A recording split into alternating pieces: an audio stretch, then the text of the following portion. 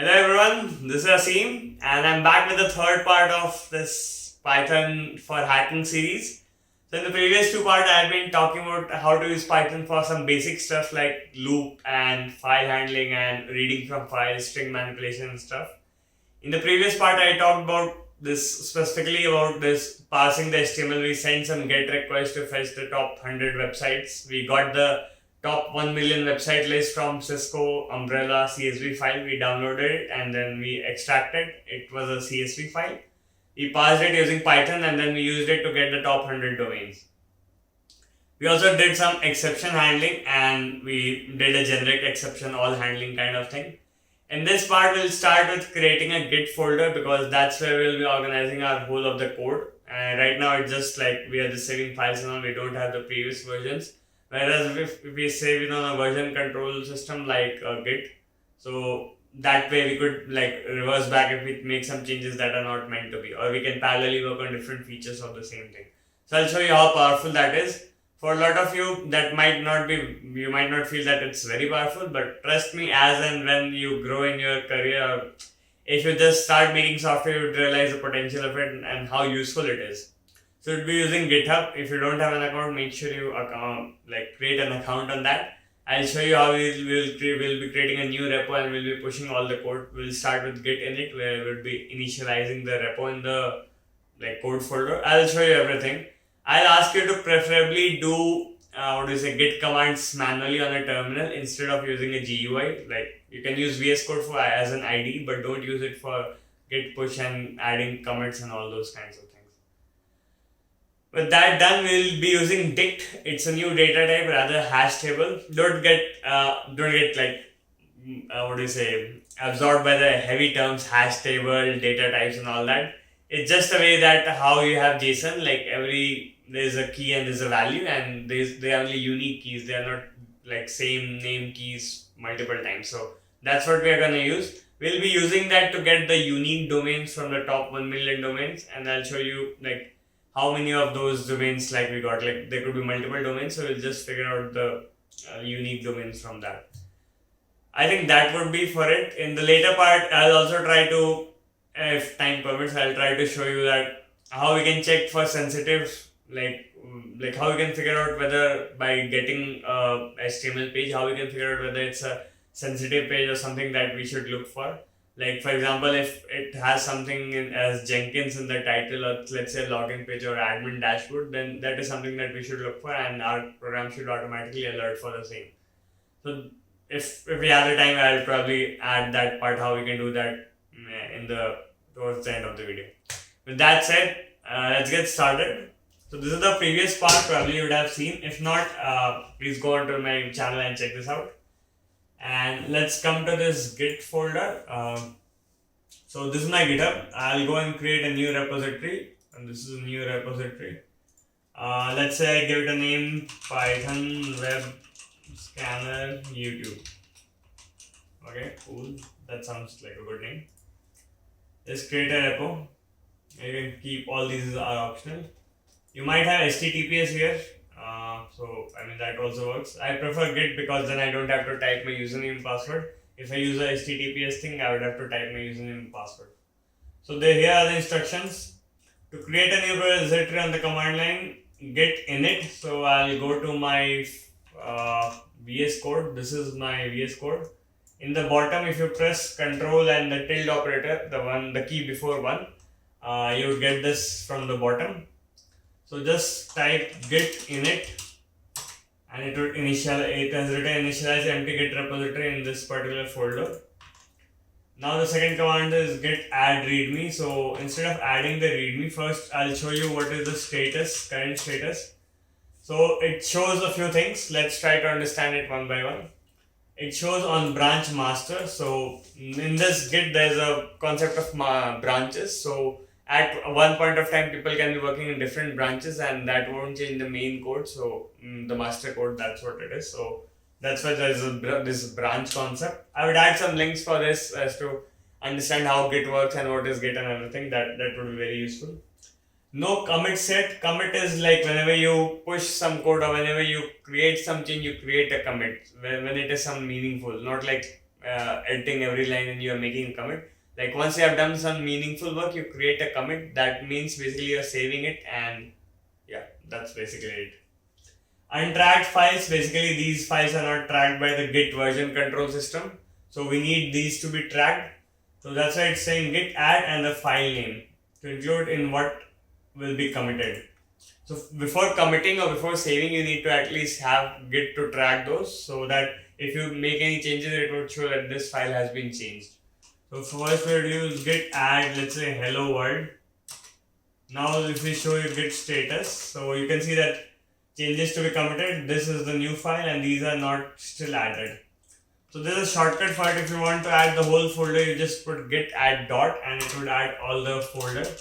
Git status, and then see changes to be committed is here. There are no untracked files, and so untracked files usually, let's say if you have a file which has all the secrets, you don't want to put it in code, then that could be something that you wouldn't want to commit. So that at that time you would be adding the files one by one, or you would add all the files and then remove that particular file from there. Or there's another way, you can just create a .git ignore file in the root folder and mention all the files that you want Git to ignore. So Git is a version control system.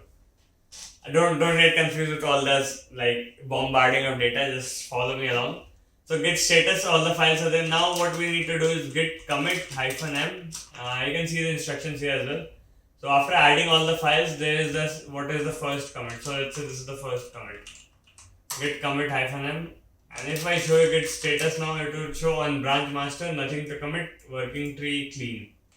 Now if I press git log, it would show that this is the commit ID, headmaster, author, my email ID, and like when it was committed, time, everything, and what is the message of the commit. You can press Q to exit out of it. Now git branch and main to create a main branch, git remote add this, and git push -u. So let's copy all these three there. So what it would do is, it would, instead of master, it would create the main branch, and git remote add origin. Basically you need to add where to push that repository. So this is the URL for that, github.com/lud161/python scanner git, because it is in the SSH format. So that is why it is, instead of slash here and instead of git here, it is HTTPS here, it's git@github.com. Git push -u origin main basically means push that main branch onto the origin branch. So origin branch is the branch that is hosted on GitHub. So now you would see that here it is master, now it is main, and if I refresh this now, it would show that code here. The first commit, main branch, this is the only branch that's there, and you can see there is a default tag here, one branch only, no tags. LUD1161 is my GitHub username. 1 minute ago, what these files are committed in the first commit. If you click on this first commit, you can see which 4 files and change, number of additions, 0 deletions. So these are all the files. Let's come back to this code. So that's pretty much it. So now if anyone wants to get the code, you can just straight away go and download this. So you can just click on this, and you can, what you need to do is, let's say I go to this folder. I would do, let me make a directory. What I would do is git clone and then the URL. It would just clone that URL onto my local, so all the data would be cloned here. If I see it here, cd python, and if I show git status, it's the same, git log, it's the same thing, same hash value, everything. See 07900FD, 07900FD. So that's it.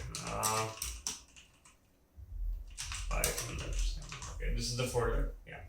So that's pretty much it. Now let's come to the unique sorting of domains. So I'll show you what a dictionary is, and then I'll try to show you how we can use this to, like, instead of the top 1 million websites, we can just sort the unique websites that's there. So let's say what dictionary in Python. Python dictionary, let's open these two. So this is a dictionary, and dictionary example, print this Dict. So I'll show you here. I prefer using, what do you say? I prefer using this IPython terminal. If you have it installed, that's better. If you don't, that's also fine.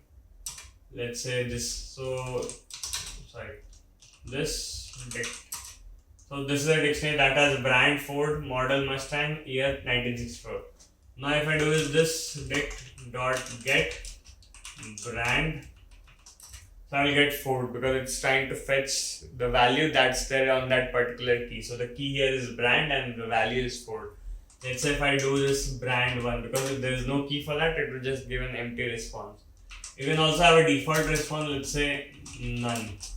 So it would give none as the default response. So yeah, that's pretty much it. And if I try to add another, let's say this dict and what do you say, brand. Let's say I want to add P8. So instead of creating a new key with the same name, let me show you this dict. It would just update the value of brand as instead of having Ford, it's now Fiat. So if I do this get, I will get Fiat as the value itself. So because the dictionary has been changed. So you can see that for every domain there is a unique, for every key there is only a unique value. You cannot have multiple keys with the same in the same dictionary. So this is this is something called a hash table. So every one of these value has a unique hash, and that's why there cannot be two keys with the same value, with the same there cannot be two same keys in the same dictionary. So we'll be using this to sort out our top 1 million websites. So let's come back to this. We were reading it here. I think, yeah, we read the lines here. Lines dot split top 100. Instead of top 100, let's try reading top. How many it is? Top 1m.csv. We are getting the URLs for line. Let's skip this part. I'm just commenting it out. Let's say unique URLs equal to, let's say I'm just creating an empty dictionary. I'll be adding these here, and unique URLs, and what is the URL here, equal to true. So what would happen is, let's say if I get two same URLs, so instead of printing up, it would just have one value. It would just keep on having the same. But if I had been, let's say if I had used a array here, let's say all URLs, even like lines here itself is the whole URL thing. But let me just show you this one. That append, what is this, URL. Now I'll try to print the length of this.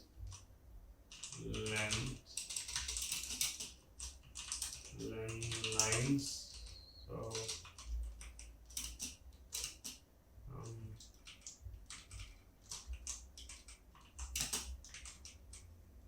what is the second one? The second one is unique URLs.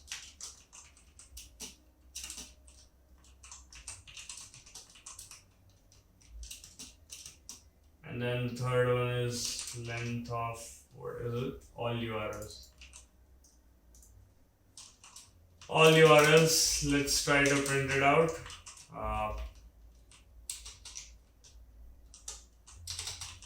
Okay, cool.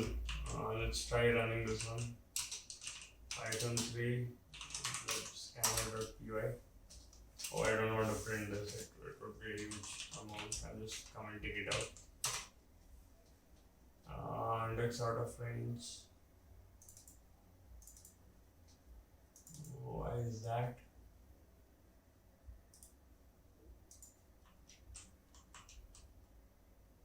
Okay, I think that because there was an empty line, so that's why.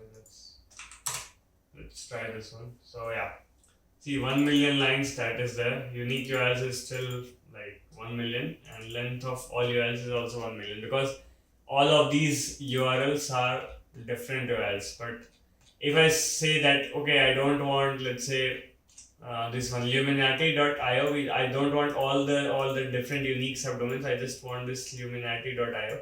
In that case, we would have very limited number of domains, or very limited number of unique domains. So let's say, for example, top 100 CSV, right? So let's say partner.netflix.net, and then prod.partner and preapp.prod.partner. So we don't want all this, we just want netflix.net. So in that case, all these four would get merged into this. For current example, let me just duplicate this one and try this here and just show you how this would be. So see, the total number of lines is 100, the unique URLs is 100, and the all URLs is 101. So that is because there is a duplicate one. So and the duplicate one gets like what do you say, counted only once here. So that's why. So yeah, that's pretty much it for today. I think. In the next part, I'll try to cover how you can just like we'll try to get only this instead of this for Netflix. I'll try to get only the last, like only the domain. That's a difficult thing to get, but we'll still try to do it. I'll talk about it why that's a bit difficult. Where it's not that easy that you just get the last two split and you are okay with it, because sometimes I'll talk about why it's happened, because sometimes there's a domain called, let's say, co.uk or co.in. So if you get just this last bit and the second last one, that won't work in that case. So that's why it's a bit tricky. I have a library, I will be using that in the next part. Also in the next part, we'll try to get these like some 1,000 domains, and we'll try to scan for domains which are like, which have something sensitive onto that. Let's say a dashboard is required, or Jenkins dashboard, or a login page, or admin console. So we'll try to scan for those and only print those sensitive like data points, otherwise we won't print it. So yeah, pretty much that. I think hope you enjoyed this one. If you enjoyed it, make sure you press the like button, share it with anyone who you feel that they would be interested into programming and learning some hacking on the side. That would be really cool. Yep, see you.